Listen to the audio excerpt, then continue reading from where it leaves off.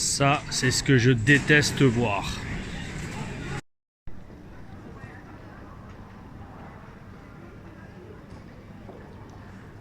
De retour à l'aéroport de Nice, la maison du week-end.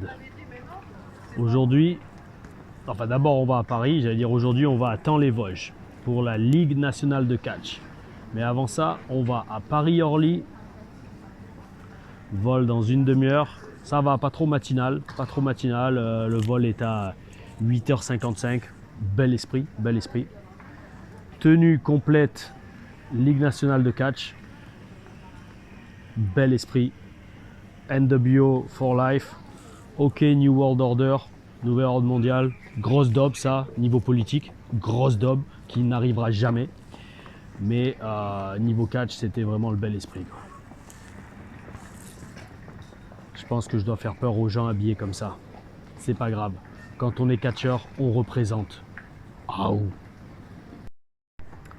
Donc le plan aujourd'hui, à Thaon-les-Vosges, la rotonde, salle absolument légendaire, mythique du catch français. Si j'ai fait le calcul, il me semble que c'est ma 6e apparition dans cette salle. Vous allez voir, c'est une salle qui est vraiment splendide.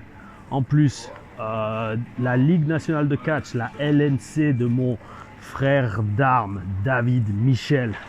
Là, ils ont mis les moyens. Enfin, de toute façon, ils les mettent tout le temps. Mais là, franchement, j'ai vu hier sur Facebook, c'est vraiment un son et lumière de taré. Donc ça va le faire. Allez hop, j'ai la flemme, je prends les escalators. Et parce que le sac est lourd, avec la tenue de Spartiate. Bref, ça va être un gros show. Sûrement, je vais faire une interview de David aussi. Si je peux, de Scott Ryder aussi. Scott Ryder, vous savez, c'est un mec qui catch depuis au moins 20, 30, 40 ans, je ne sais plus exactement. Enfin bref, le mec, c'est un vieux de la vieille. Ça sera très intéressant d'avoir son point de vue. David, pareil. David, pour moi, c'est le mec avec qui j'ai eu le meilleur match de ma carrière, d'un point de vue catch. Point barre. Et on en parlera, on s'assiera, on parlera de ça, s'il a le temps, parce qu'il va être très occupé aujourd'hui. Mais voilà, c'est le plan de la journée. On va surtout, je vais surtout vous faire visiter la rotonde. Je vais vous faire un peu découvrir comment la Ligue nationale de catch marche, ce qui est très bien, très bel esprit, la Ligue nationale de catch, LNC, gros calendrier dans l'année, de très gros shows. Et puis voilà quoi, hein. Allez, direction porte A03, aéroport de Nice, terminal 2. C'est parti, gros match en équipe ce soir, gros match en équipe. David m'a dit on fait équipe ensemble contre deux montagnes, Gianni Valletta, un colosse de Malte, et Ivan Markov, un russe qui fait pareil, 1m90, presque 95. Enfin, bref, ça va le faire, on va se défoncer. David, Michel, Tom Laruffa en équipe contre deux montagnes de Malte et de Russie. Pouh, ça va être un show de taré. Ouh yeah, bel esprit. Le soleil, astre de culte de toutes les religions monothéistes. Oh oui, oh oui.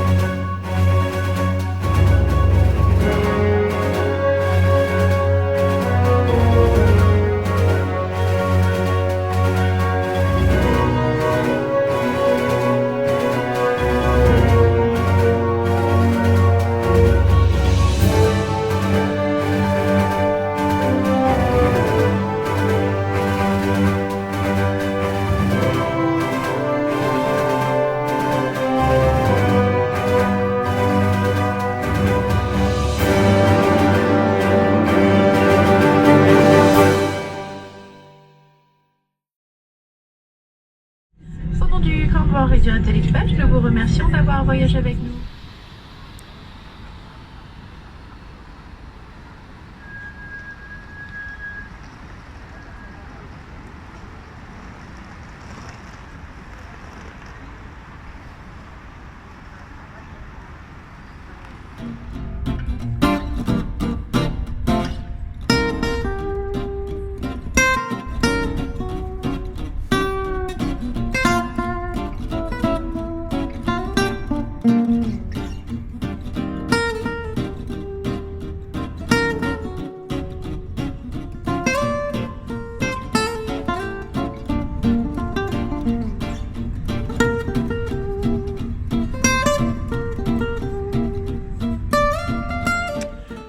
Ça fait 2 heures de route, il en reste encore 2.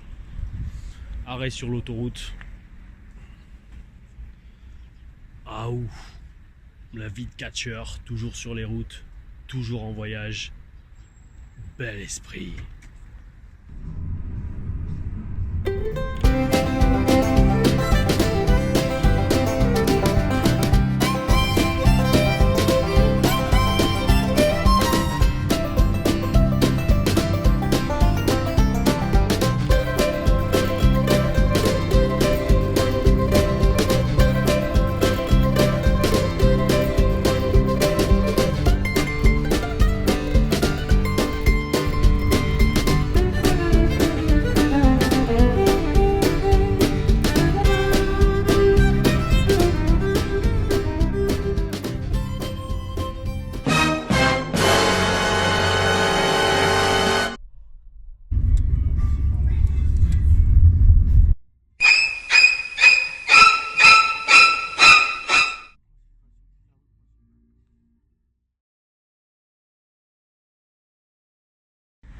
Donc ça y est les gars, on est arrivé à la rotonde de Thaon-les-Vosges. Donc je vous explique, la rotonde de Thaon-les-Vosges, on l'appelle le temple du catch français parce que c'est vrai qu'il y a eu énormément de galas de catch dans ce building qui est juste en face de moi.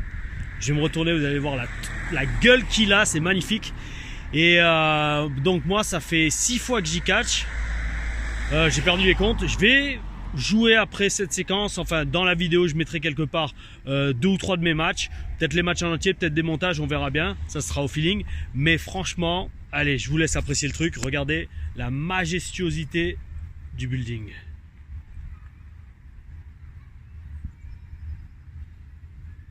Je vais faire des meilleurs plans. Voilà, regardez comme c'est super, c'est franchement, et puis dedans c'est encore mieux, c'est vraiment une salle top pour le catch. Et puis voilà, de grands moments légendaires dans ce building. Ah ou bel esprit. On dirait pas limite que c'est une salle de fête. Ouais. La rotonde, Thaon-les-Vosges. Oh yeah, Ligue nationale de catch. C'est parti, ah ou.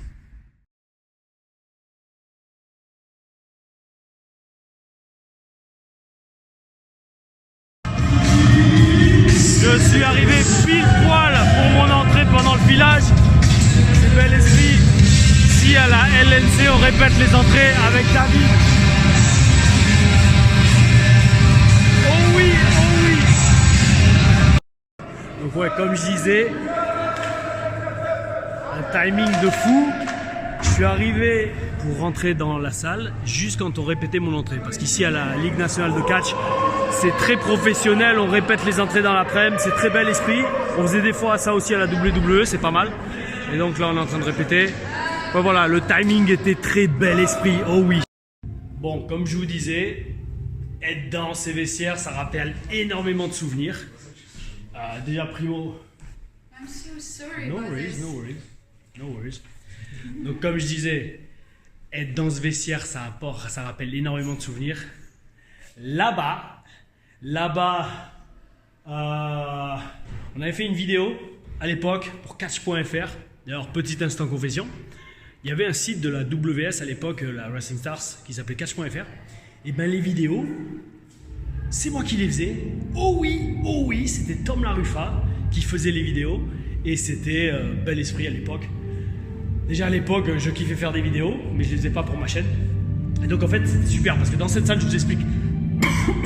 C'est une salle, il y a eu énormément de combats, il y a eu énormément de shows. Moi j'ai fait Mourad Bosporus, Robin Lekime, j'avais fait Mikey Whiplash aussi, en fait j'avais fait beaucoup de catcheurs.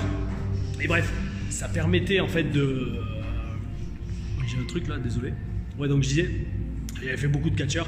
Et là, en fait, dans ce qui était un peu ce show ici à Thaon-les-Vosges, c'était le show de l'année. Donc on s'en était servi à l'époque en 2012, je crois, que je dise pas de bêtises, pour faire avancer les storylines. Et je vais vous montrer, on avait fait une vidéo avec deux catcheurs énormes, Cybernic Machine et Bad Mask. En haut des escaliers, on y va. On va voir si c'est ouvert. Mais ça avait été une vidéo énorme. Franchement, Cybernic Machine, c'était vraiment un monstre à tous les niveaux. Bad Mask également, c'était un catcheur français avec du niveau. Bon, bah les gars, désolé, c'est fermé. Mais voilà, dans cette salle, à l'époque, il faisait nuit quand on avait fait la vidéo. Je vous mettrai, je vais la taguer, je vous la mettrai juste après. Voilà, c'était beaucoup de souvenirs dans cette salle. Ça fait plaisir d'être de retour. Et ce soir, ça va être un gros show. Ça va le faire. Oh oui, oh oui. Maintenant, je vais vous mettre donc des vidéos des matchs que j'ai déjà fait ici, les séquences qu'on avait tournées également. Vous allez voir, vous allez kiffer, ça va être bel esprit. On est motivé. Aou, Thaon-les-Vosges, LNC, représentant force. Oh oui.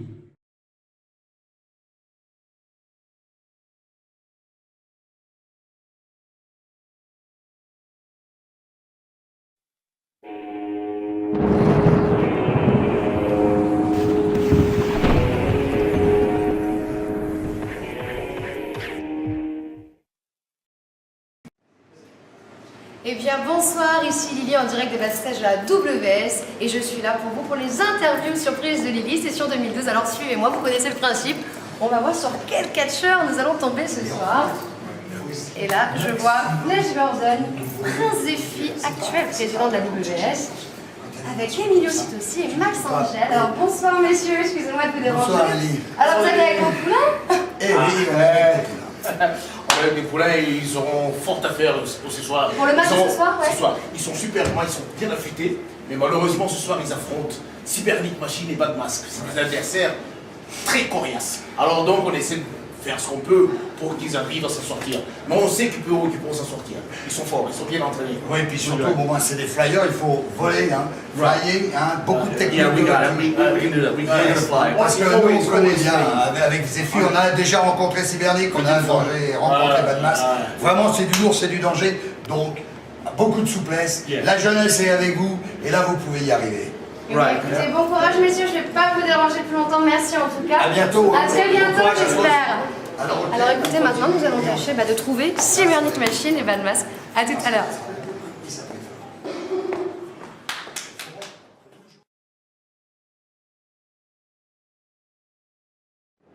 Eh bien, bonsoir les internautes, c'est encore Lily. Et figurez-vous que j'ai enfin découvert la planque de Cybernic Machine et Bad Mask, les deux catcheurs les plus intimidants de toute la Wrestling Stars. Alors venez, suivez-moi, on va un petit peu voir leur pronostic pour ce soir.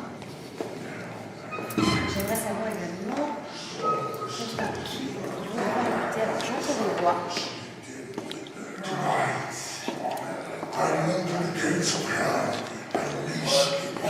Eh bien, bonsoir messieurs, c'est Lily pour les interviews surprises.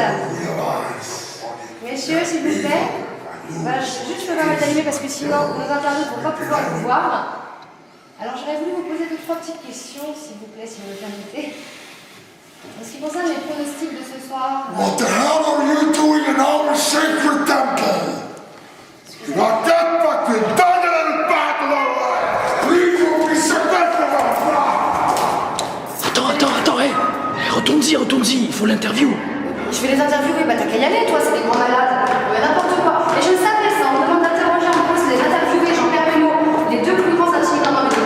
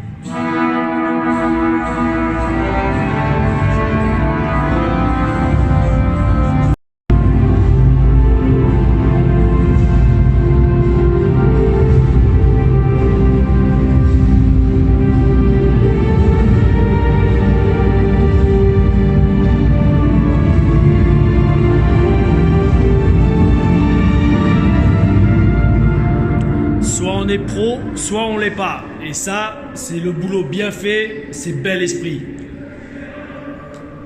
Dans une salle magnifique, un cadre magnifique, franchement, la rotonde, tant les Vosges, bel esprit.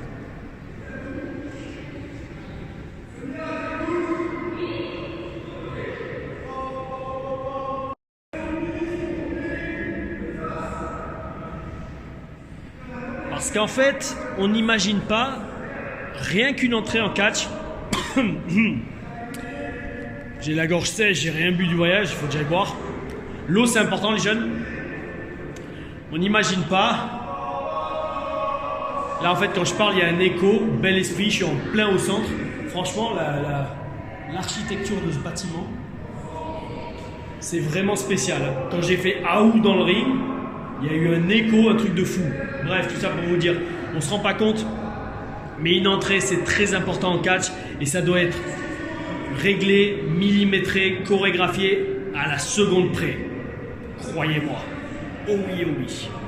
Pour ça, c'est très important de répéter les entrées comme on fait là, avec les musiques, avec les lumières, pour que ce soit vraiment professionnel. Oh oui, oh oui.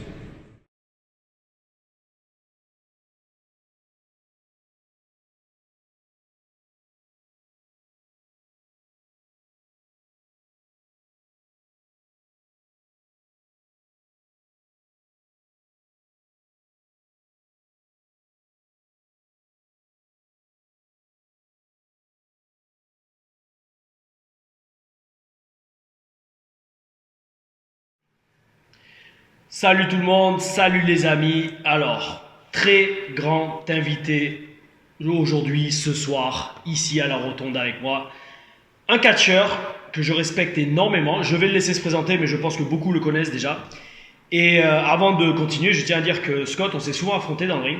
Ah oui, ah oui.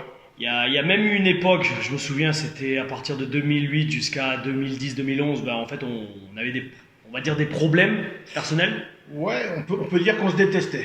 Ouais, bon, j'irai pas jusque là, mais bon, en fait, on s'évitait dans les vestiaires parce qu'il y avait eu un malentendu en fait un jour au tout début quand j'ai commencé. Exact. Alors, attends, on part déjà dans les histoires. Ouais. Voilà, c'est Tom Larifa, bon, c'est le mode Tom Larifa, bel esprit. Scott, alors, je te laisse te présenter. Donc, moi, c'est Scott Ryder, pour ceux qui ne me connaissent pas encore, s'il y en a. Donc, je pratique le catch maintenant depuis 30 ans. J'ai commencé en 89.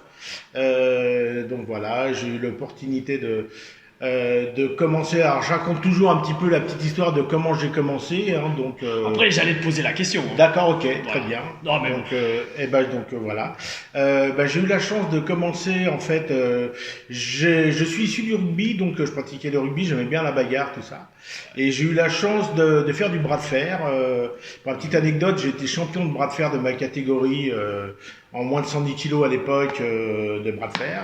Et lors d'un show qui se produisait à Bercy, à l'époque on appelait ça le Palais Omnisport de Paris-Bercy, maintenant c'est l'Hôtel Arena que tout le monde connaît. Donc lors d'un show de bras de fer, j'ai été repéré par un gars qui pratiquait le catch et qui était un peu promoteur de catch, que beaucoup connaissent dans le milieu du catch, qui se prénomme Flash Gordon. Donc en fait il avait surtout repéré un copain à moi, un gars qui s'appelait Cannonball, qui s'appelle toujours Cannonball, mais qui a dû arrêter le catch parce que déjà il est beaucoup plus âgé que moi et il a des problèmes de santé actuellement. Je vais te laisser faire l'interview tout seul. Non, je t'en prie. non, mais franchement, non, c'est très important et très intéressant tout ce que tu racontes. De toute façon, franchement, je te dis, on va y revenir parce que justement, moi, je veux rentrer dans ces détails et c'est pour ça que je voulais à tout prix interviewer Scott. Parce que Scott, c'est un de ces mecs, déjà primo respect, qui est toujours en activité. Tu confirmes? Exact, ouais, d'ailleurs, on va faire le show ce soir. C'est exactement. Ouais. Ligue nationale de catch, la Rotonde, tant les Vosges, une salle mythique, vous l'avez vu sur la vidéo. D'ailleurs, appelé le temple du catch. Exactement, de toute façon, de l'extérieur, c'est une salle qui est magnifique, vous l'avez vu. Et comme on dit, donc Scott, toujours en activité, donc je termine juste la petite histoire. Bien voilà. Sûr. Au début, donc Scott et moi-même, on s'est connus à la WS, la Wrestling Stars, en 2008. J'ai commencé en 2008 là-bas. Et bon, moi, je venais d'une école plus récente du catch. Oui. Tu sais, de jeunes à l'époque. Ben non, je suis plus trop jeune, mais voilà. Et tu sais, voilà, moi, les catcheurs à l'ancienne, en fait, je pouvais pas les blairer, tu vois. Ouais. Et c'est pour ça que quand je me retrouvais sur le ring avec eux, ça coinçait, et ça coinçait aussi dans les vestiaires. Donc pendant quoi 2-3 ans, en fait, on pouvait pas se blairer, on se disait même pas bonjour. Je veux dire, voilà. Et ça se ressent encore dans le ring aujourd'hui, des fois. Il y a certains malentendus. Je veux dire, dans le ring, quand Scott et moi on est face à face, ça fait ressurgir cette animosité. Est-ce que tu es d'accord? Ouais. Moi, de mon côté, oui. Moi, oui, c'est pas. Et puis sur le ring, bon, on voit les choses différemment. Enfin, sur le ring, on est autre. Là, on est comme on est. Ouais, on s'est calmé depuis, on a fait la paix. Voilà, on a fait la paix. Mais bon, c'est vrai que quand on est sur le ring, on est un peu différent de ce qu'on est, par exemple, là, en interview ou autre. On est un peu transformé. Je dirais pas qu'on a la haine, mais on a la haine, on a envie de combattre, on a tout ça, voilà. Il faut avoir ça, de toute façon. Moi, c'est ce que je dis toujours dans mes stages et dans les vidéos, c'est que si tu crois pas ce que tu fais dans le ring, ça sera naze. Voilà. Bon, enfin, ça pour dire que, donc, bon, quand même, c'est pas pour autant qu'on est des super potes, mais moi, j'ai parlé à Scott, je l'ai eu au téléphone, je t'ai appelé, je sais quoi, la semaine dernière, je crois. C'est ça, et voilà, et je lui ai proposé, voilà, j'aimerais faire, s'il te plaît, une interview quand même avec toi pour faire connaître aux fans, et à n'importe qui d'autre, mais aux fans plus récents, déjà ton histoire et une époque différente du catch, parce que forcément, donc, comme tu l'as dit, donc maintenant, on va parler plus de toi, une fois qu'on a déblayé le terrain. Donc, championnat de France, c'était de bras de fer? Ouais, championnat de France de bras de fer. Voilà. À Paris-Bercy, Parc des Sports. Voilà. Quelle année? Oh, c'était en 88, tout ça. Ouais, ça date. Hein. J'avais 4 ans. Ouais, en 88, bon, j'étais tout jeune aussi, hein, quand même. Hein. Mais après, tu veux dire ton âge ou non? Ouais, moi, j'ai pas honte, j'ai 50 ans maintenant. Eh ben, tu les fais pas, franchement. Ouais. Et moi, je dis pas, voilà, franchement, tu les fais pas. Je suis né en 69, donc la bonne année. C'est un bon numéro. Un bon numéro, tout à fait. Et effectivement, et donc j'ai commencé mes premiers entraînements en 89. Alors à l'époque, repéré en 88, j'ai accompagné mon ami. Et combien tu pesais à l'époque? Ah bah à l'époque j'étais à 107, 108 kilos. Voilà, parce qu'il faut, je pense, préciser qu'à l'époque, pour être catcheur, il prenait pas le premier clampin qui passait dans la rue. Non plus, non, puis bon, je vous dis, derrière j'avais quand même une formation sportive, puisque je pratiquais le catch, je pratiquais la musculation et le bras de fer. Ouais, mais genre si tu pesais 60 kilos, il t'aurait pas proposé de faire du catch. Je pense pas non plus. En plus de ça, bon c'est une époque où la VVF, pour les plus anciens qui doivent connaître, parce que maintenant ça a changé de nom aussi, mais WWE maintenant, mais donc à l'époque c'est pareil, ils recherchaient des gros gabarits, des gens charismatiques et autres, et nous on avait un peu parce que bon, de toute façon, la chance d'être charismatique déjà. Déjà, comme j'ai dit, envoie-moi des photos, je mettrai des photos au fur et à mesure. Et donc voilà, donc alors on te repère, Flèche te repère, bon Flèche que je connais bien, j'espère l'interviewer un jour pour la chaîne, ça serait pas mal aussi. Alors je tiens à préciser, Flèche repère mon copain et j'accompagne mon copain. Et ton copain c'était Cannonball. Et mon copain c'était Cannonball, qui est très connu dans le milieu du catch aussi. Avec qui j'ai fait la pub Osclean. Exactement. J'avais fait une pub, je la mettrai, elle doit traîner sur Dailymotion, je vais essayer de la mettre pour pas me faire censurer la vidéo.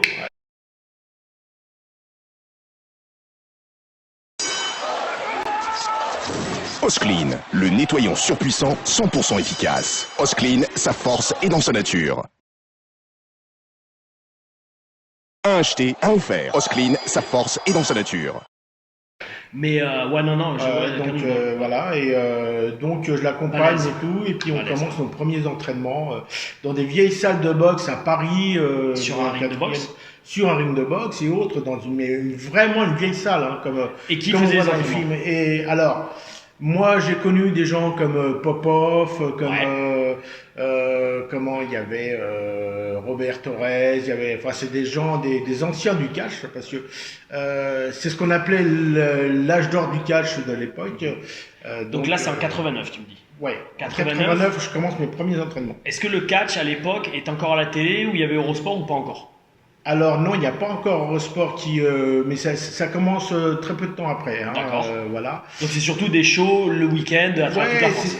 C'est surtout des shows et tout. Il y a à cette époque-là, en parallèle, il y a des gros trucs médiatisés comme il n'y a plus maintenant, parce que les catcheurs étaient médiatisés. Il y avait moins de chaînes de télé, il y avait moins de trucs. Enfin, c'était toute une époque différente. Hein. Il y avait ce qu'on appelait la baraque de lutte.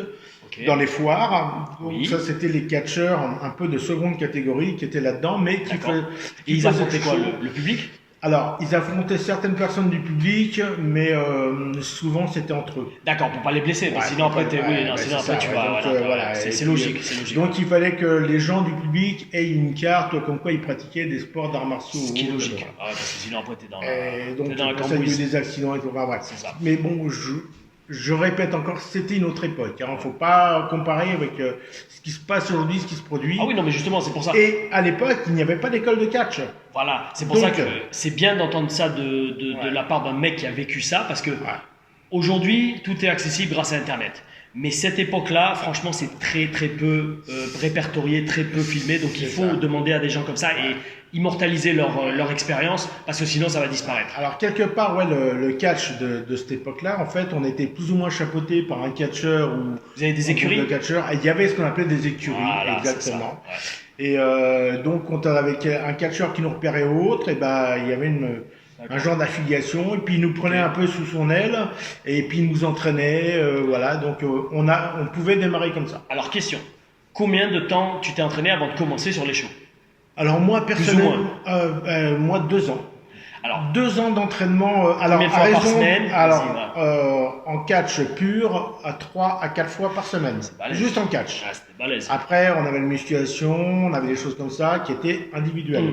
Mais en catch pur, c'est ça, voilà, c'est ça que j'allais dire. Je dis, c'est-à-dire ce qui est technique, ce qui est les chutes, ce qui est, on va dire.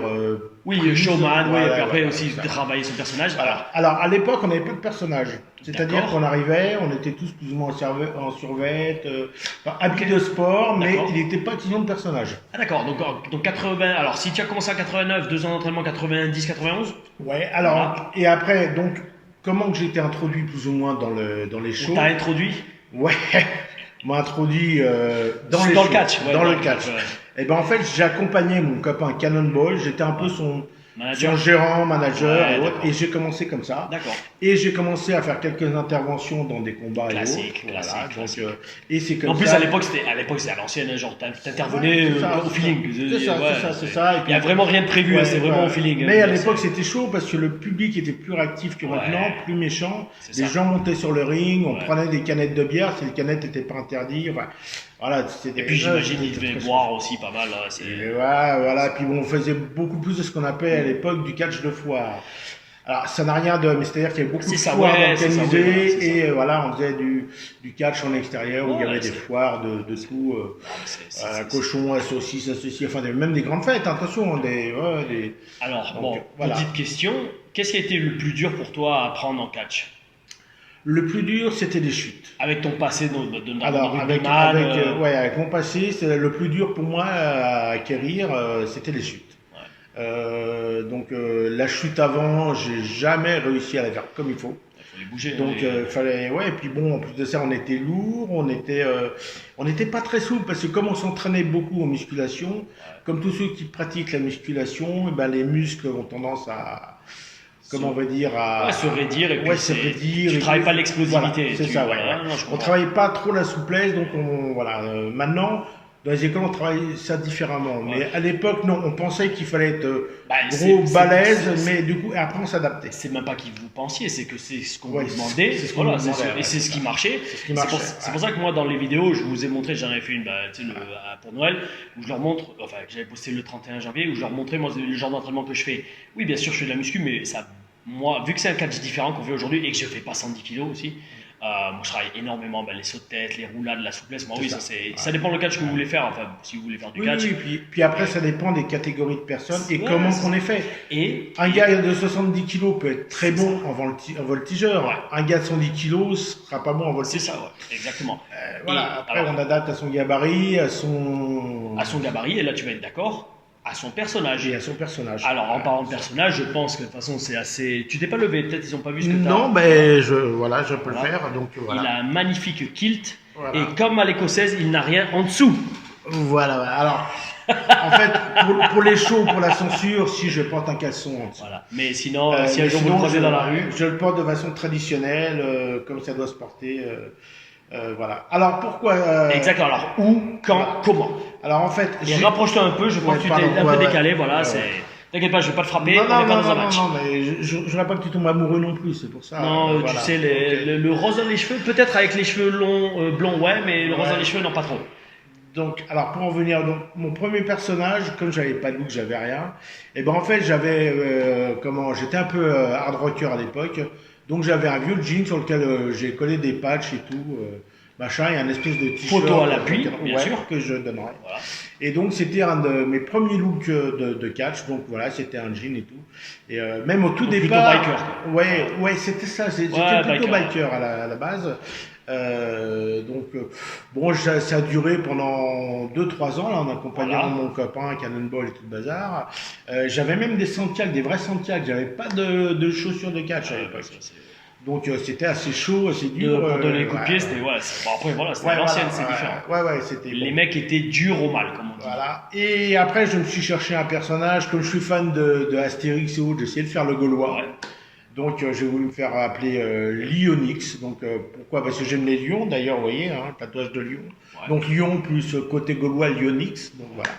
Donc j'ai essayé. Le personnage n'a pas très bien marché, ça n'a pas pris. Il faut vraiment. Ouais, et puis c'est-à-dire qu'il faut être clairement gentil, méchant. Il faut vraiment avoir un projet avec le public. Un Gaulois, bon, comment tu veux interagir avec le public? C'est ça. Puis à l'époque, le côté Astérix et tout était pas trop mis en avant. Enfin voilà, c'était bon. Parce que là, on est au milieu des années 90. Ouais, c'est ça. Donc voilà. Donc, pourquoi? Comment est venu l'étrangleur franco-écossais? Du coup, après, j'ai dit. Il me faut un costume. Bon, j'ai des souches écossaises. J'ai dit, j'ai des kilts. Pourquoi pas? Je vais essayer le kilt. Ouais. Alors au départ, c'était un peu compliqué parce que faire du sport avec un kilt, c'est pas forcément évident, puisque. Au contraire, moi, j'aurais tendance à penser que ça te laisse une bonne amplitude de mouvement. Alors. Oui. J'ai jamais essayé. Oui et non. J'y pense. J'en ai acheté un noir récemment. J'ai acheté un kilt noir. Tu sais, un peu genre gothique, métalleux. Oui, c'est ça, on appelle ça des utility. Un jour, si jamais j'ai envie de faire un nouveau look, pourquoi pas, avec un petit logo devant. Bien sûr. Mais j'ai jamais essayé. Donc toi, tu dis que c'est pas trop pratique. Alors pour ce genre de choses, non, parce que c'est à la fois ample quand on fait des mouvements, des katas, des choses comme ça. Ouais. Mais quand on commence à faire du corps à corps, qu'on commence à faire des prises ou autres, ou qu'on travaille dans les cordes, machin, le marcher dans parce que toi, il s'accroche et tout. Bon, j'ai entendu dire que tu aimais bien le corps à corps. Ça dépend avec qui et comment. D'accord. Mais donc en catch. Alors en catch dans le ring. Donc pour revenir au côté catch. À l'époque, j'ai eu l'opportunité de m'entraîner aussi en Seine-et-Marne, à Coulommiers. On avait une petite salle à Coulommiers et qui était en fait une salle qui appartenait au champion de France de lutte. Donc c'est là qu'il s'entraînait, il s'appelait Franck Thiebaud pour le citer, qui a fait un peu de catch aussi d'ailleurs, après et autres. Donc voilà, il a fait du catch et donc lui était un vrai lutteur et champion de France. Donc il était vraiment champion dans sa catégorie et en parallèle il a commencé à faire du catch. D'accord. Et après, dans ton écurie, avec ta bande à toi. Dans notre écurie et tout. Donc, il m'a donné aussi beaucoup de bases de lutte. De conseils, et autres, et de conseils. Et donc, par rapport à lui, on faisait beaucoup de mouvements de lutte. D'accord. Parce que moi, quand j'étais issu du rugby. Oui, technique, il faut, c'était bourrin, les coups de bélier, ça rentre, mais voilà. On se rentrait plus dans la gueule pour être, donc j'ai eu l'opportunité de connaître des gens comme ça qui m'ont appris beaucoup de choses, et ça a fait un tout. Et puis après, à partir de 95-96, on a connu des gens, et j'ai eu la possibilité de voyager. Alors quand je dis voyager, c'est pas qu'en France ou qu'en Europe. J'ai eu l'opportunité de voyager dans des pays comme l'Afrique, donc l'Afrique noire. Toujours pour le catch. Toujours pour le catch. Je parle pas de mes vacances. Et c'est là que je me suis rendu compte qu'il existe différents types de catch. En Afrique et tout, j'ai découvert beaucoup de choses. Guillaume, c'est pas là-bas d'ailleurs que justement j'ai vu les catcheurs vaudous. C'est ça. Et bien justement, c'est Zaïre. Voilà. Congo. Alors, à l'époque, Congo, maintenant Zaïre. Voilà. Non, à l'époque c'était le Zaïre. Maintenant c'est la Nouvelle République du Congo. D'accord, l'inverse. En fait, c'est le même pays. Mais avant c'était pas le Congo, après c'est devenu Zaïre et c'est. Non. Alors, il y a le Congo. Le Congo et maintenant ils appellent ça la Nouvelle République du Congo, qui était en fait le Zaïre de l'époque. Enfin, c'est toujours c'est toujours le fleuve Zaïre qui passe dedans. Et donc là, tu dis. Et c'est là que j'ai découvert ce qu'ils appellent en fait le catch fétichiste. Alors c'est le nom qu'on donne un peu à ça parce qu'il y avait des je veux pas être censuré. Mais alors ils appellent ça fétichiste parce que fétichiste ça n'a pas qu'un côté sexuel. On peut être fétiche de plein de choses. Le vaudou fait partie du fétichisme. D'accord. tous ces trucs avec des implantations et autres machins.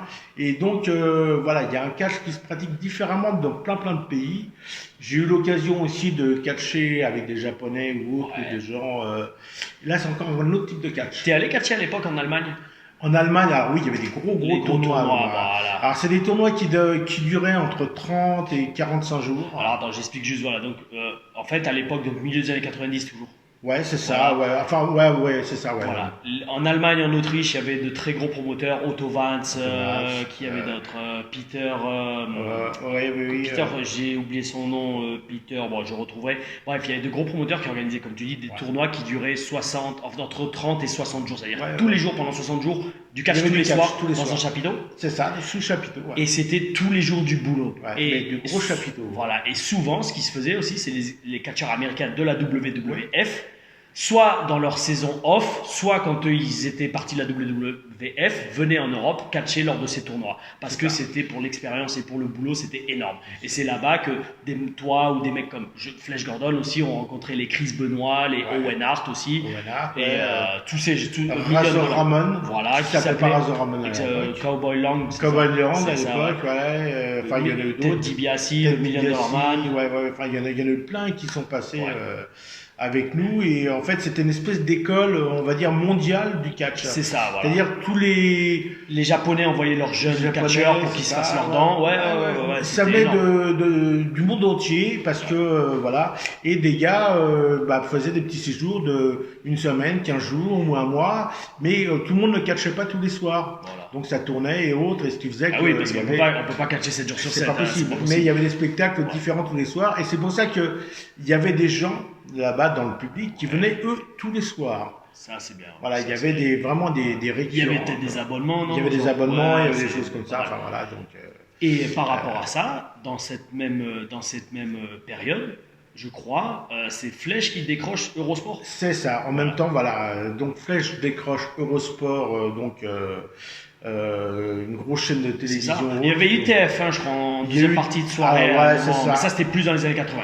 C'était, plus dans les années 80, il y a eu un truc qui s'appelait La Dernière Manchette. C'était une émission sur le catch. Et donc, alors moi, c'est des gens pareil que j'ai connus, mais avec qui j'ai pas pratiqué. D'accord, et qui m'ont appris des choses. Ça marche, c'était un peu plus en avant. Eurosport, c'était milieu des années 90. C'est ça, voilà, donc en fait, c'est ça. Eurosport, c'est une chaîne de, pas une chaîne de sport, mais qui diffusait du catch européen. Il y a des matchs, je vais en trouver, je vous mettrai des liens, qui sont encore dispo sur YouTube. C'était vraiment la bonne époque, le bel esprit à l'ancienne, c'était vraiment top. Et puis, puis c'est pareil, ça restait dans l'esprit justement de ces chapiteaux où on faisait venir des catcheurs du monde entier, enfin puis qui étaient disponibles, et puis il y avait de la télé, il y avait du budget, j'imagine. Voilà, il y avait du budget, il y avait de la télé, il y avait des sponsors, puis il y avait beaucoup moins de choses. Donc je répète, c'était différent parce que maintenant les chaînes de télé, il y en a sans compter Internet et puis les chaînes YouTube et autres, mais voilà, il y avait. Et puis il n'y avait pas Internet, voilà, à l'époque il n'y avait pas Internet. Il y avait, je sais même pas s'il y avait la 6 encore à l'époque, enfin il y avait 3 chaînes de télévision, et puis il y avait quelques chaînes comme ça, Eurosport et autres qui commençaient à faire, il y avait Canal+ qui commençait aussi à surgir, enfin voilà, c'était bon. Donc là, on est à peu près milieu des années 90, donc comment, alors, est-ce qu'il y a eu une transition, tu trouves, entre la fin des années 90 et les années 2000? Ouais, alors il y a eu un gros trou, c'est pas que je dirais qu'il y a un trou, c'est-à-dire que donc il y a eu une grosse médiatisation en Europe, en France et tout, à ces niveaux-là, et puis après, les Américains ont débarqué, entre guillemets, et eux, entre guillemets... Ouais, c'était vraiment milieu des années 90, 95, 94, 95, même un peu 93, mais moi je me souviens, c'est l'époque où je commençais à le voir à Canal+. C'est ça, voilà. Donc eux ont un peu tué quelque part les productions européennes, parce qu'ils avaient plus de moyens. Plus de personnages. Au départ, plus haut en couleur peut-être? Non, c'est pas ça, c'est qu'ils les mettaient plus en avant. Comme ils avaient plus de moyens, c'est ça, oui, c'est de belles entrées, oui, c'est ça. Ils savaient plus faire les choses, voilà, c'est comme tout, c'est comme au jour d'aujourd'hui, ils vont faire des gros shows, parce qu'ils ont plus de moyens. C'est pas forcément qu'ils ont des meilleurs catcheurs ou des meilleurs personnages.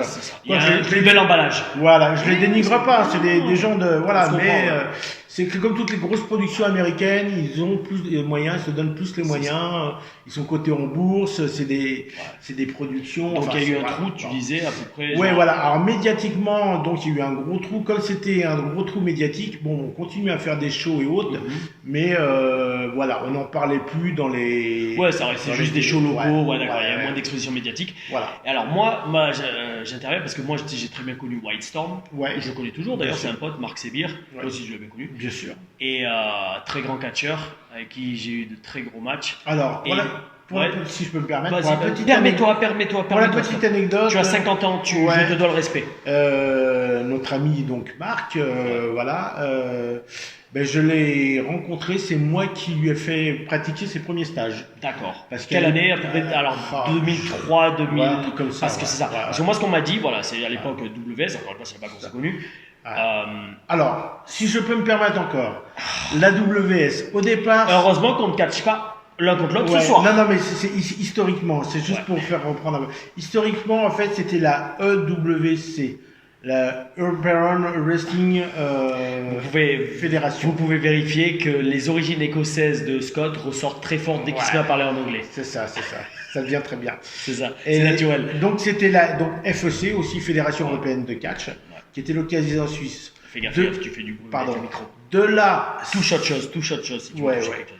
De là, il y a un siège social qui s'est installé en France et la IWSF s'est créée. Donc, International Wrestling Star Super Fédération. ok. Star Fédération. Après, bah, on a raccourci, c'était la IWS.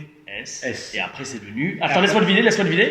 Vous avez encore raccourci, c'est devenu WS. Ah, j'allais dire IW. Non, WS. Non, WS, voilà. Parce que Wrestling Star. Alors tu as fini de venir? Oui, voilà. Alors, Donc voilà, par contre- c'était pour le petit côté historique. Voilà, c'est. Arrête-moi si j'ai tort. Voilà. Donc moi, quand je suis arrivé à la WS, c'est que je parlais beaucoup avec Monsieur Jackie. Ouais. Que j'imagine, tu as dû bien connaître aussi. Bah, c'était un de mes coachs, Jackie. On peut pas. C'est un grand personnage, Jackie. grand catcheur aussi. C'est ça. À la base. Si je peux interviewer Jackie, je le ferai parce que c'est un mec qui déjà il est dans le business, combien, 50 ans dans le business. Oh, oui, facile. Voilà, Ouais. dans le sport. Et surtout, il a entraîné des gars comme André le Géant. Il leur a fait faire quelques chutes au tout début. Enfin voilà, Jackie, si je peux l'interviewer, ça serait top. Mais tout ça pour te dire. Donc, moi, on m'a dit donc ça avait commencé avec Greg Master, qui était un catcheur à la WS. En fait, il y avait des jeunes qui venaient voir Flèche sur les shows, et Jackie et compagnie, et ses filles aussi. Et toi, tu devais y être. Oui, bien Tu sûr, devais y être. oui, oui. Et ils devaient demander comment on peut faire catcheur, comment on peut faire catcheur, comment on peut faire catcheur. Ce qui a motivé Jackie à ouvrir donc son école. À l'époque, déjà, c'était Farmoutier. Alors voilà, alors donc on a ouvert l'école avec Monsieur Jackie, donc j'étais l'instigateur entre autres de l'école avec Monsieur Jackie et on a fait les premiers stages parce que l'école c'était bien pour les gens qui étaient locaux, mais les gens qui habitaient au bout de la France ou ailleurs, parce qu'on avait des gens qui venaient de Bretagne, de l'Est, de tout ça, donc ils pouvaient pas venir s'entraîner le mercredi soir pendant 2 heures. Donc en fait, vous faisiez des stages. Donc voilà, on a mis en place les premiers stages, on appelait ça des stages, donc d'initiation pour ceux qui veulent, voilà, et donc, puis c'est là après que t'as- perfectionnement. Et c'est là que t'as vu, c'est là qu'on commençait à apparaître beaucoup de gens qui sont aujourd'hui très réguliers dans le business, qui ne sont pas la nouvelle génération, mais qui sont aujourd'hui les vrais catcheurs. White Storm, Hugo Perez, Miseria, qui est aussi Miseria, Napoléon, le Napoléon, mec à Chana, ouais, qui tout est à à fait. AEW, et un petit Lorrain du nom de David Michel aussi, Voilà, bien sûr. David Michel. Qui nous amène à ce soir, parce que bon, donc tu as continué ta carrière avec la WS. Voilà. Je crois que c'est un problème de santé qui Alors t'a fait arrêter. moi, ouais, j'avais des problèmes de santé à l'époque, donc je me suis fait opérer. Voilà. Et puis donc comme, faut reconnaître, j'étais plus au top niveau de l'époque. Tu as dû t'arrêter, voilà. Donc j'ai dû m'arrêter. Combien? 2-3 ans? Je me suis arrêté, non, même pas, je me suis arrêté une bonne année. D'accord. Une bonne année, le temps de me faire opérer, de récupérer. Entre-temps, David crée la LNC. Crée la LNC. Ligue nationale de catch. Et on se retrouve ici ce soir. Et on se retrouve, voilà. Donc, voilà. Enfin bon, quand même, la LNC, ça fait combien? Tout à l'heure, j'en parlais, ça fait 6 ans, je crois qu'il l'a fait. Alors ouais, alors un peu plus officiellement, on a commencé les premiers trucs en 2012. Mais je crois que c'est c'est 8 ans. Ouais, 8 ans, c'est vrai, c'est 8 ans. Donc ça devait être 2012 ou 2013, enfin voilà, dans ces eaux-là.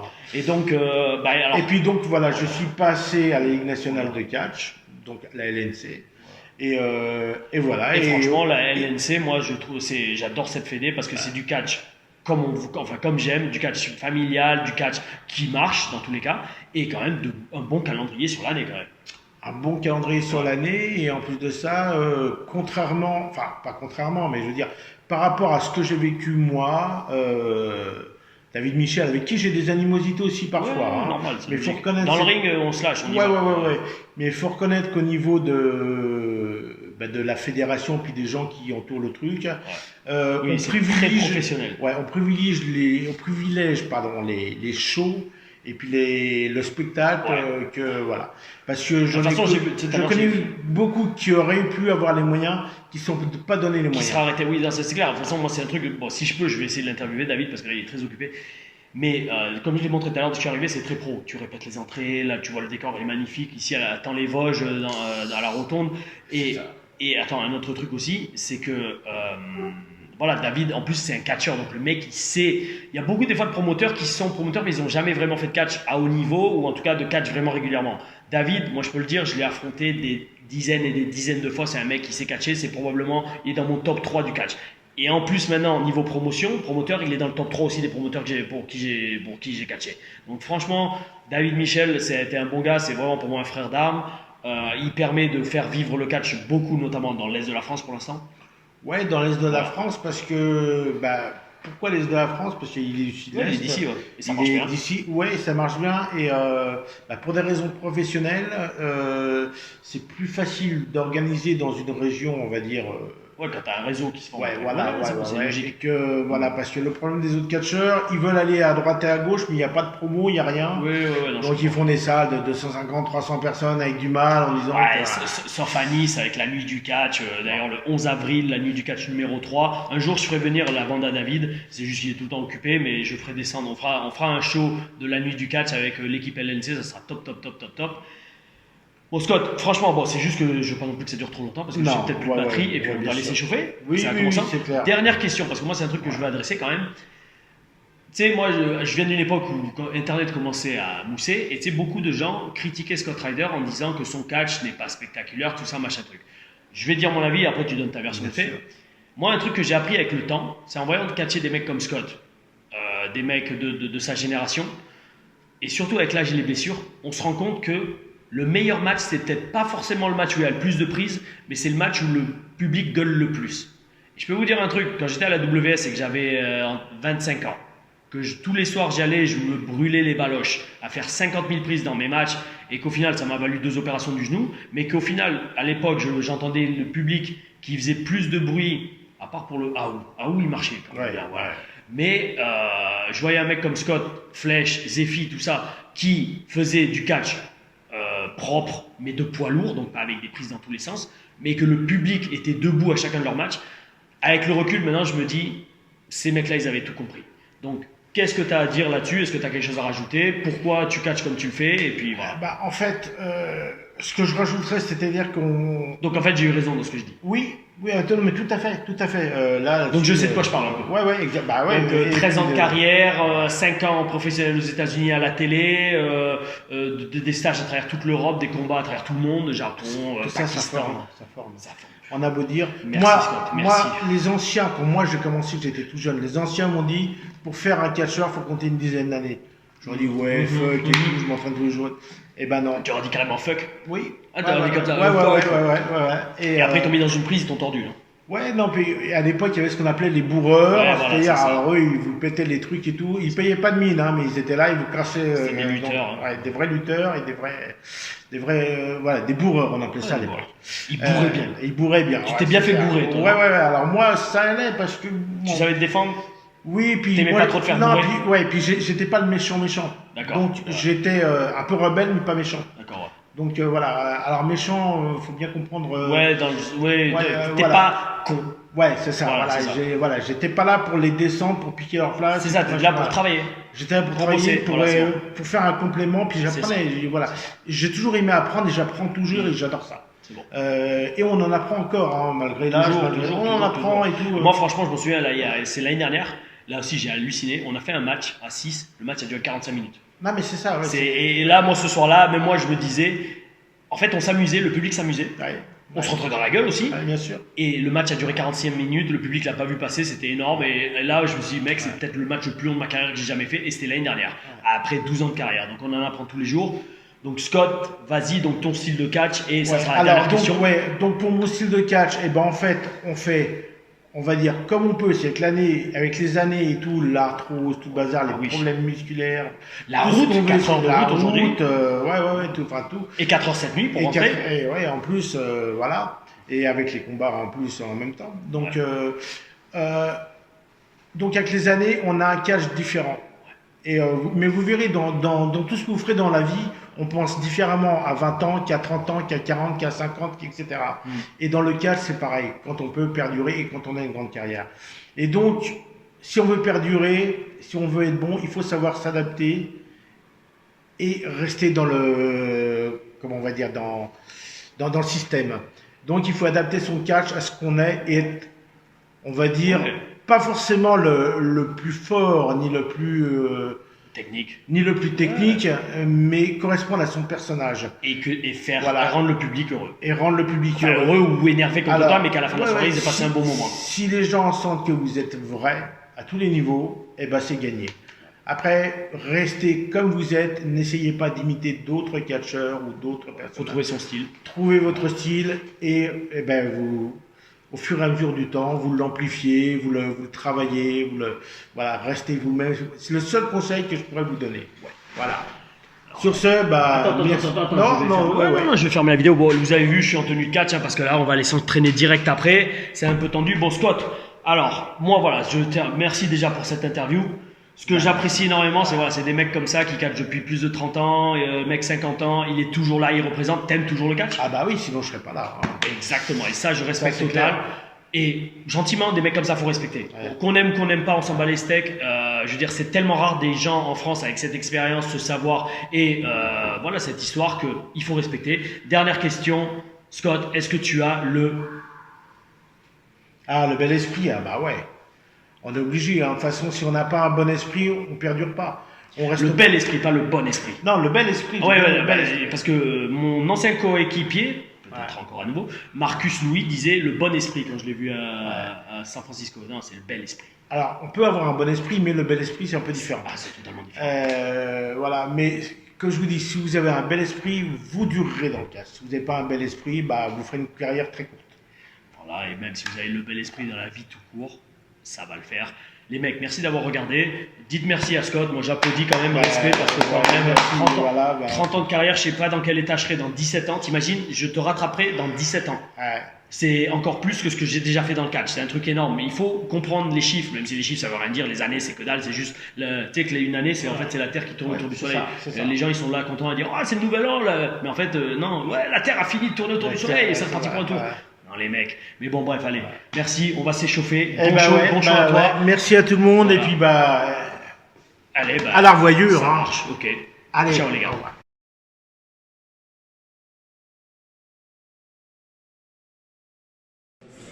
Bon, les gars, le show vient de commencer. Il y a une grosse ambiance, c'est un truc de fou. Si je peux te choper des vidéos des fans, je les mettrai. Mais là, malheureusement, comme le show va être filmé officiellement par la LNC pour en faire un DVD, je peux pas filmer mon combat, pas comme d'hab. Mais avec l'interview qu'on a fait de Scott, c'était vraiment bel esprit. Voilà, j'espère que ça vous a plu. Et puis je vais essayer de voir si je peux en faire une avec David. Malheureusement, ça m'étonnerait parce qu'il a eu beaucoup de boulot. Et puis voilà, écoutez, dans tous les cas, profitez bien. J'espère que vous avez kiffé. Lâchez des commentaires. Parce que là, on va conduire toute la nuit, donc ça va être balèze. Mais bon, c'est pas grave, on est guerrier. Et puis allez, on représente. Bel esprit représente.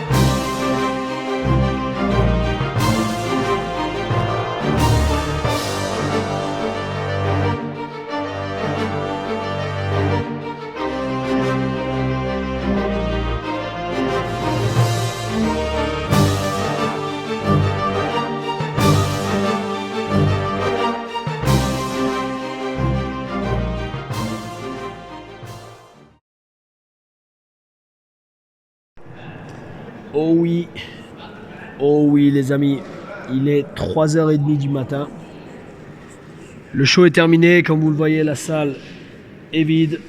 Tout a été déblayé, j'ai envie de dire. Gros show, hein, vraiment grosse ambiance, la rotonde. Attends les Vosges, c'est toujours super. Bon, désolé de ne pas avoir pu filmer plus de vidéos du match. Parce que tout simplement, bah, comme je l'ai dit, ils vont faire un DVD.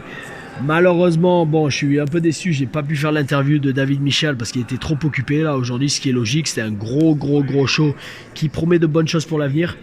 Mais j'espère que vous avez kiffé l'interview avec Scott. Même moi, j'ai appris des choses. C'est ça qui est très important. Vous savez, même à mon âge et avec ma carrière, j'apprends et je respecte les gens avec un parcours comme Scott. J'espère pouvoir faire plus de vidéos de ce genre d'ici là. No worries. Thanks, brother. Be safe, okay? Thanks for the shirt. I will. Yo, be safe. See you in the UK, okay? Be safe. Ouais, on dit au revoir aux catcheurs. Et donc, ouais, see you in the UK parce que je vais aller en Angleterre bientôt. Ah, fuck. Ti piace il cazzo, hein? Yeah. Ti piace il cazzo, hein, Paolo? Fuck you. Ouais, donc comme je disais, donc ouais, je vais aller...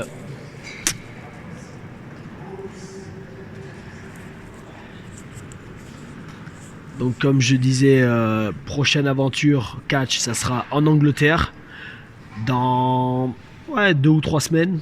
Mais c'est bien parce que voilà, là-bas je vais catcher tous les jours pendant presque 10 jours. Ça va être intense, donc là je veux bien me reposer. Et puis voilà quoi, donc voilà, donc c'était une grosse soirée, donc voilà. J'espère que, je le redis, vous avez kiffé l'interview avec Scott. Et puis voilà, donc prochain rendez-vous sur la chaîne. Il y aura plusieurs vidéos. Et puis je vous tiens au courant. Allez, merci d'avoir regardé. Tom Laruffa, bel esprit, out.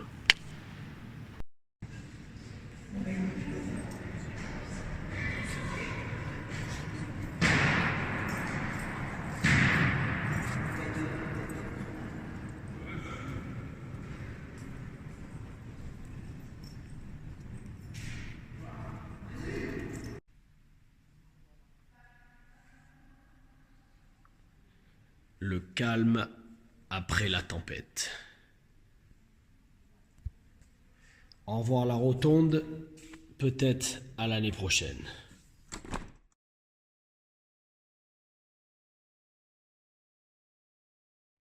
Ce bâtiment est tellement unique que même les lavabos sont stylés.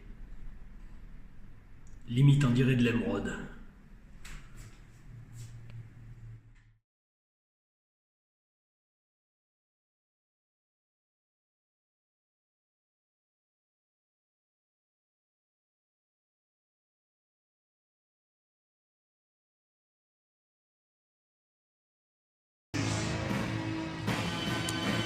Nous ouvrons le deuxième volet, la deuxième page de ce 11e gala de catch avec un match choc, match qui va opposer celui qui arrive d'Istanbul, on l'a surnommé le démolisseur d'Istanbul. C'est vrai qu'il ne vient pas souvent en France et c'est toujours un très grand plaisir que de le découvrir. Il s'appelle Murat Bosphorus. Alors le connaissez-vous, grand corps? Je ne le connais pas très bien, je l'ai vu catcher une ou deux fois. Je sais que c'est un très bon catcheur, quelqu'un de puissant, de rapide, mais j'en sais pas beaucoup plus à son sujet. Parce que là je vous ai appelé grand corps parce que je m'adressais non pas aux présentateurs mais aux catcheurs. Effectivement. Vous ne l'avez jamais rencontré? Je ne l'ai jamais rencontré en combat personnellement. Alors, eh bien, espérons que ce soir, il fasse ce qu'il y a à faire sur le ring de la rotonde, à savoir vaincre. Ah, je ne sais pas parce qu'il va se retrouver face à un excellent catcheur. Je ne dévoile pas son nom tout de suite, nous allons attendre son entrée. Mais mon pronostic est comme pour le premier match, c'est du 50-50, les deux catcheurs peuvent gagner. Impressionnant, petit gabarit trapu. Avec quand même assez lourd, 103 kg Murat Bosphorus. Un centre de gravité très bas. Ce qui va beaucoup l'avantager. Et son adversaire ce soir, eh bien permettez-moi de vous dire qu'il a été formé à la plus grande la plus notoire des académies de catch existant actuellement au monde, celle de Lance Storm à Calgary au Canada. Il a vécu là-bas pendant plus de 6 mois afin d'apprendre le catch. Il est ensuite parti faire ses classes un petit peu aux États-Unis. Il est allé en Amérique du Sud. Il a même été catché en Afrique et puis en France. Il a décidé à la VS, à la Fédération internationale de catch sportif. On le découvre, c'est le gréco-romain Tom Larufa. Impressionnant. De sa cape, de son casque et de son épée. Regardez son physique. Il est à noter que les acclamations de la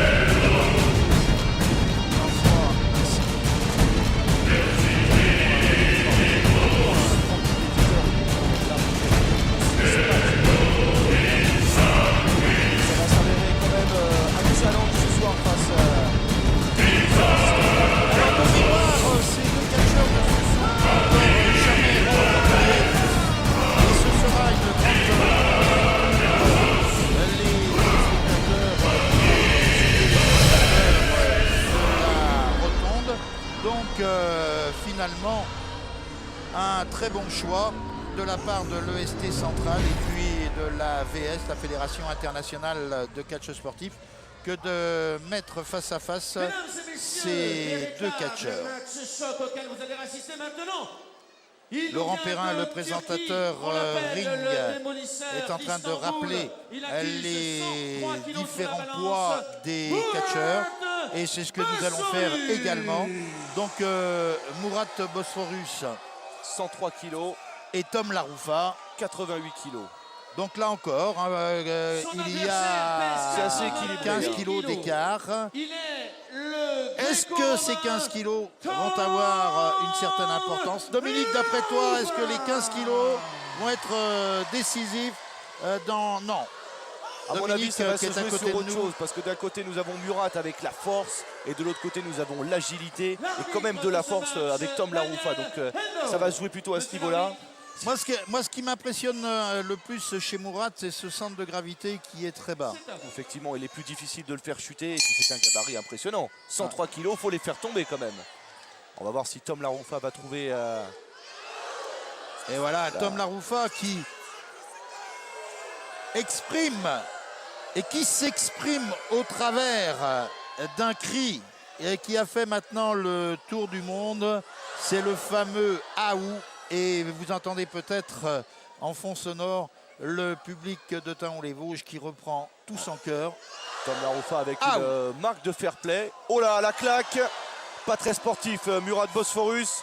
Et une prise de tête. On repousse son adversaire dans les cordes. Tom Larufa envoyé au sol, c'est pas fini. On se relève rapidement, esquive par le dessus, souplesse et rapidité. Et le bras à la volée. Ça s'enchaîne avec un tour de hanche. Oh, joli! Un superbe leg lariat, comme on l'appelle, porté par Tom Larufa en plein visage de Murat. Appelons ça un coup de pied arrière. Hein. Et un coup de pied en volée, ce serait pas mal. Un coup de pied à la volée. Et Murat Bosphorus qui préfère descendre du ring.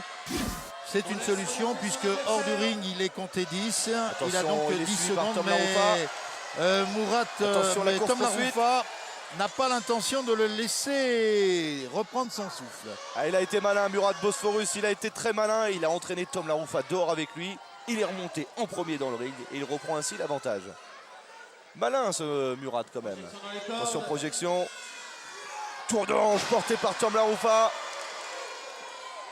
Coup d'arpin. Le dropkick bien porté. On tente de tomber. 1, 2. Dégagement de Murat Bosphorus.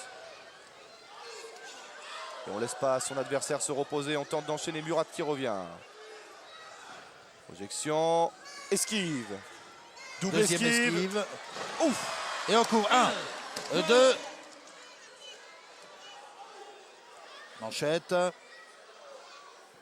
Shoryuken porté par Tom Laroufa. Encore un leg lariat. Coup de pied à la volée. 1, 2. Nouveau dégagement de Murat Bosphorus.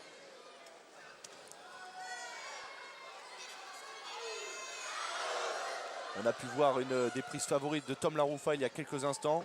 Il l'a rebaptisé Shoryuken, c'est une manchette portée à l'européenne. Attention, crossbody. 1, 2. Dégagement. Et encore un dégagement. Dégagement in extremis encore de Murat Bosphorus. Il en prend déjà pour son grade Murat Bosphorus, mais il résiste. Attention l'esquive, on part dans la corde. Ouf. Joli. Oh, le coup. Polyhammer. Ce coup. Alors je n'aurais pas de je peux vous dire que j'aimerais pas le recevoir en pleine poitrine. Hein. Et là, Tom Laroufa a l'air de vouloir malheureusement accuser le coup. Souplesse arrière, bien porté. Quelle projection. Et on court. 1, 2. Dégagement. Uniquement 2. Tom Laroufa qui est déjà sur ses genoux. Attention au travail dans les cordes là, Monsieur Ndao. On fait lâcher la prise, c'est interdit. Monsieur Ndao. Décidément, Monsieur Ndao a du mal à se faire respecter. Un avertissement est donné à Murat Bosphorus. Et monsieur l'arbitre, évidemment, le travail dans les cordes est interdit. À Murat Bosphorus pour un travail irrégulier dans les cordes. D'avant-bras. Attention, Latemi, bien porté. On l'a entendu claquer dans toute la salle de la rotonde. Tom Laroufa qui revient. Aveuglement. C'est pas tout à fait légal, il me semble, petit Pierre, l'aveuglement. Pas du tout, même l'arbitre ne dit rien. Peut-être ne l'a-t-il pas vu. Prise de soumission. Collier arrière, porté par Murat Bosphorus. Allez, on tire. Fais attention à ce que Murat Bosphorus ne tire pas la barbe de Tom Laroufa, c'est interdit également. Tout comme on ne doit pas tirer les cheveux, ça risque d'être difficile de tirer les cheveux de Murat. La barbe, si. C'est le combat des barbus là.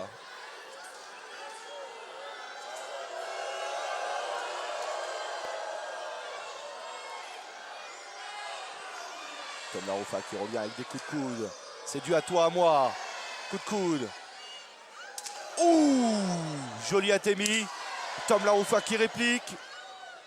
Ouf, encore un Atemi. Ça claque dur.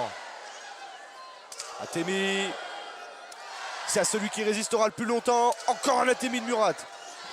Alors il est à noter que justement lors de ce stage chez Lance Storm, Tom Laroufa a subi des séances entières d'Atemi et je peux vous garantir que nous avons vu des images de ces séances. Le torse à la gorge, là. des catcheurs ressort bien marqué. Exactement, il a bien été entraîné, Tom Laroufa. Séance d'Atemi avec Lance Storm, c'est pas de la rigolade. Attention, gunshot suplex tenté par Murat et c'est réussi.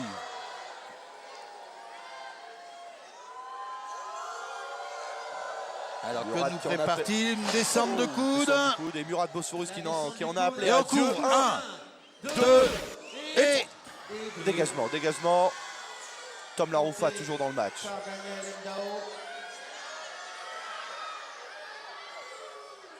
Et là, Murat a l'air d'avoir pris l'ascendant sur Tom Laroufa qui est en difficulté. Souplesse arrière. Murat Bosphorus qui prend son temps. Hein. Il essaye de respirer un peu. Il en a pris beaucoup en début de match. Ouf, coup de la corde à linge. Dans le coin, projection. Ouf, encore un emplafonnement. Ça repart vite avec Murat Bosphorus. Ouf. Alors là, c'est sur la tête. Et je crois qu'il avait le poing fermé, petit Pierre. 1, 2 et dégagement. In extremis, une fois de plus. Dégagement de Tom Laroufa. Il faut rappeler quand même qu'un match de 4, c'est très difficile à arbitrer. Monsieur Ndao, pour un arbitre stagiaire, ne s'en sort pas mal du tout quand même. Tout à fait. Attention, passage arrière, on retourne son adversaire avec des coups de pied maintenant. Coup de pied retourné.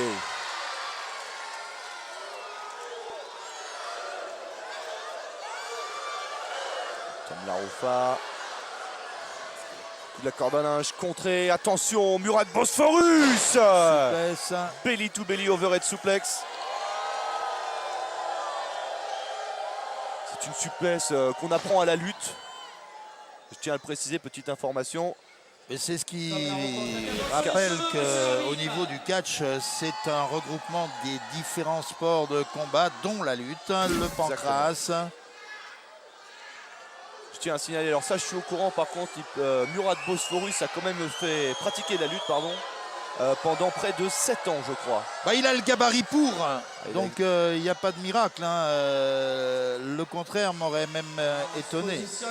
Attention, Tom Laroufa là qui tente de se dégager de l'emprise de Murat. On repousse son adversaire. Tom Laroufa qui parvient à se dégager. Sur la troisième, attention, esquive. Nouvelle esquive. Coup de coude. Coup de coude arrière. Coup de pied arrière. arrière. Le coup de pied bien dans le thorax. Attention, ça part très vite avec Tom Laroufa. STO. 1, 2 et 3. Ah, il était pas loin là, il était pas loin. Superbe. Mais le Turc STO. a trouvé le moment et la force de se dégager. Alors il y a toujours le pari avec Dominique qui lui a dit que les 15 kilos d'écart n'allaient pas porter atteinte à... Oh, le char de Zeus. Excusez-moi petit Pierre, c'est une de ses prises favorites. 1, 2, dégagement. Et dégagement. Donc oui, je disais que Dominique nous avait dit que la différence de 15 kilos n'allait pas poser de problème à Tom Laroufa.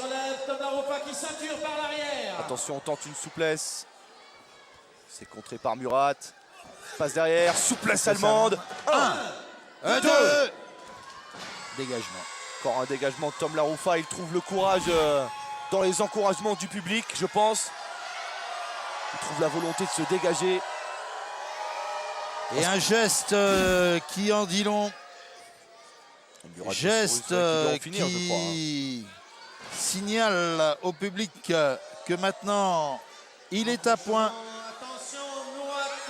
Murat Bosphorus sur la troisième. 103 kilos. On l'esquive. Et esquivé par Tom Laroufa. Ah, il doit avoir mal, Murat Bosphorus. Il nous a fait une belle chute de la troisième corde là. Il s'est littéralement explosé le ventre. Et Tom Laroufa qui est prêt probablement pour son finish. On fait appel au public, le public qui suit. Olepian kick contré. T-bone suplex. Murat Bosphorus qui est parvenu à reprendre l'avantage dans cette situation délicate. Je n'ai pas cher de sa peau si Tom Laroufa arrivait à placer son Olepian kick. Littéralement traduit, le coup de pied de l'Olympien. Le petit Pierre. Parlez donc en français, nous sommes en France. Attention, on l'esquive. Oh, coup de pied arrière. Ça y est, c'est porté, c'était son Olympian kick. On tente Allez, de tomber. 1, 2 et 3. 3, oui. 3. Il l'a fait, il a réussi. Tom Laroufa, eh bien, vainqueur du match. je dois reconnaître que je dois serrer la main à Dominique, qui avait parfaitement vu.